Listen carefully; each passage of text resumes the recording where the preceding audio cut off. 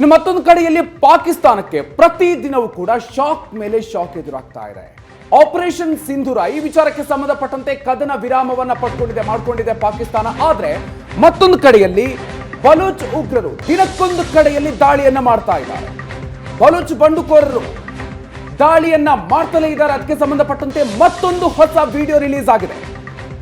ಪಾಕಿಸ್ತಾನದ ಪಂಜ್ಗುರ್ನಲ್ಲಿ 14 ಪಾಕಿಸ್ತಾನದ ಸೈನಿಕರನ್ನ ಉಡೀಸ್ ಮಾಡಿದ್ದಾರೆ ಬಲೂಚ್ ಬಂಡುಕೋರರು.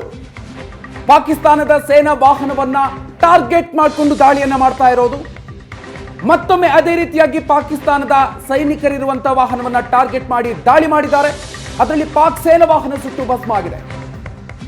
14 ಸೈನಿಕರು ಪ್ರಾಣ ಕಳ್ಕೊಂಡಿದ್ದಾರೆ. ಜೊತೆಗೆ ಹಲವು ಸೈನಿಕರಿಗೆ ಮಾರಣಾಂತಿಕ ಗಾಯ ಆಗಿದೆ ಅನ್ನುವಂಥದ್ದು ಕೂಡ ಗೊತ್ತಾಗ್ತಾ ಇದೆ. ಅದಕ್ಕೆ ಸಂಬಂಧಪಟ್ಟಂತಹ ವಿಜುವಲ್ಸ್ ಅನ್ನ ನೀವು ಗಮನಿಸ್ತಾ ಇದ್ದೀರಿ. ಈಗಾಗಲೇ ಹಲವು ವಿಡಿಯೋಗಳು ಬಲೂಚ್ ಲಿಬರೇಷನ್ ಆರ್ಮಿಯ ಹೋರಾಟಕ್ಕೆ ಸಂಬಂಧಪಟ್ಟಂತೆ ಹಲವು ವಿಡಿಯೋಗಳನ್ನ ನೋಡಿರ್ತೀರಿ. ಇದೀಗ ಮತ್ತೊಂದು ಹೊಸ ವಿಡಿಯೋ ಇದು. ಪಾಕಿಸ್ತಾನದ ಸೇನಾ ವಾಹನವನ್ನ ಟಾರ್ಗೆಟ್ ಮಾಡಿ ನಡೆಸಿರುವಂತಹ ದಾಳಿ. ಸೇನಾ ವಾಹನ ಬರ್ತಾ ಇರುವಂತಹ ಸಂದರ್ಭದಲ್ಲಿ ಅದನ್ನ ಗುರಿಯಾಗಿಸಿಕೊಂಡು ದಾಳಿ ನಡೆಸಿದ್ದಾರೆ. 14 ಪಾಕಿಸ್ತಾನದ ಸೈನಿಕರು ಇದರಲ್ಲಿ ಪ್ರಾಣ ಕಳ್ಕೊಂಡಿದ್ದಾರೆ. ಜೊತೆಗೆ ಹಲವು ಮಂದಿ ಮಾರಣಾಂತಿಕವಾಗಿ ಗಾಯಗೊಂಡಿದ್ದಾರೆ ಅಂತ ಮಾಹಿತಿಗಳು ಬರ್ತಾ ಇದೆ. ಇದು ಒಂದು ಕಡೆಯಲ್ಲಿ ಭಾರತದ ವಿರುದ್ಧ ಕದನ ವಿರಾಮವನ್ನ ಘೋಷಿಸಿಕೊಂಡ್ರು ಕೂಡ ಮತ್ತೊಂದು ಕಡೆಯಲ್ಲಿ ಪಾಕಿಸ್ತಾನಕ್ಕೆ ಆಂತರಿಕವಾಗಿ ಆಗ್ತಾ ಇರುವಂತಹ ಏಟುಗಳು ಇದು. ಉಗ್ರ ಪೋಷಿತ ಪಾಕಿಸ್ತಾನಕ್ಕೆ ಈಗ ಇಬ್ಬಾಗದ ಭೀತಿ ಎದುರಾಗಿದೆ.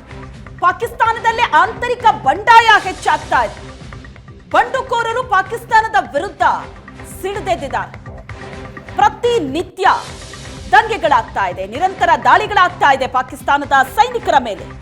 ಆಂತರಿಕ ಬಂಡಾಯ ಪಾಕಿಸ್ತಾನದಲ್ಲಿ ಹೆಚ್ಚಾಗಿದೆ. ಪಾಕಿಸ್ತಾನದ ವಿರುದ್ಧ ಬಂಡುಕೋರರು ಸಿಡಿದೆದ್ದಿದ್ದಾರೆ. ಪ್ರತಿನಿತ್ಯ ಪಾಕಿಸ್ತಾನದ ಸೈನಿಕರ ಮೇಲೆ ದಾಳಿಯಾಗ್ತಾ ಇದೆ. ಬಲೂಚಿಗಳು ನಡೆಸಿದಂತಹ ದಾಳಿಗೆ 14 ಮಂದಿ ಸೈನಿಕರು ಬಲಿಯಾದಂತಹ ದೃಶ್ಯವನ್ನ ನೋಡ್ತಾ ಇದ್ರಿ. ಪಾಕಿಸ್ತಾನದ ಸೈನಿಕರು ಒಂದು ಕಡೆ ತನ್ನಲ್ಲಿ ಉಗ್ರರನ್ನ ಬೆಳೆಸಿ ಬೇರೆ ಬೇರೆ ದೇಶಗಳಲ್ಲಿ ಅಶಾಂತಿಯನ್ನ ಹುಟ್ಟುಹಾಕುವಂತಹ ಪಾಕಿಸ್ತಾನಕ್ಕೆ ತನ್ನ ದೇಶದ ಒಳಗಿನ ಶಾಂತಿ ಕಾಪಾಡಿಕೊಳ್ಳೋದಕ್ಕಾಗ್ತಾ ಇಲ್ಲ. ಬಲೂಚಿಗಳು ಸೇನೆಯನ್ನೇ ಟಾರ್ಗೆಟ್ ಮಾಡಿದ್ದಾರೆ. ಹಾಗೆ ನೋಡಿದ್ರೆ ಕಳೆದ 2 ತಿಂಗಳಲ್ಲಿ 100ಕ್ಕೂ ಹೆಚ್ಚು ಪಾಕಿಸ್ತಾನದ ಸೈನಿಕರನ್ನ ಹತ್ಯೆ ಮಾಡಿದ್ದಾರೆ ಬಲೂಚಿ ಉಗ್ರರು.